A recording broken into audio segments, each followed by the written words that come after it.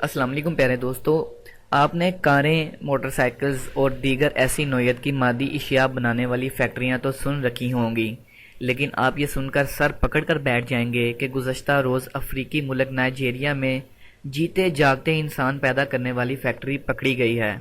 Nigeria کے شہر لیگوس میں واقع اس فیکٹری میں لڑکیوں کو اغوا کر کے لایا جاتا تھا اور پھر انہیں تب تک جنسی زیادتی کا نشانہ بنایا جاتا تھا جب تک وہ حاملہ نہ ہو جاتیں، اور پھر ان کا پیدا ہونے والا بچہ فروخت کر دیا جاتا تھا۔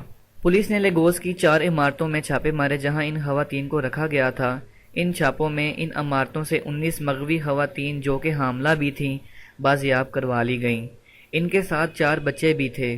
چھاپے کے دوران اس بچہ فیکٹری میں کام کرنے والی 2 نرسوں کو بھی گرفتار کر لیا گیا۔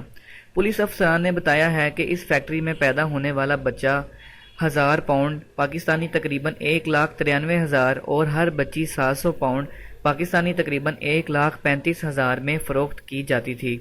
پولیس کے مطابق یہ فیکٹری میڈم الوشی نامی ایک خاتون چلا رہی تھی جو 5 بچوں کی ماں ہے۔ وہ تاحال فرار ہے اور اس کی گرفتاری کے لیے چھاپے مارے جا رہے ہیں۔ اس فیکٹری میں لائی جانے والی زیادہ تر خواتین غریب خاندان سے ہیں اور یہ گروہ انہیں گھروں میں ملازمت دلانے کا جھانسا دے کر لاتا اور ان عمارتوں میں قید کر لیتا تھا۔ مزید اچھی ویڈیوز کے لیے ہمارا چینل ضرور سبسکرائب کریں، ویڈیو کو لائک کریں اور شیئر کرنا مت بھولیں۔ شکریہ۔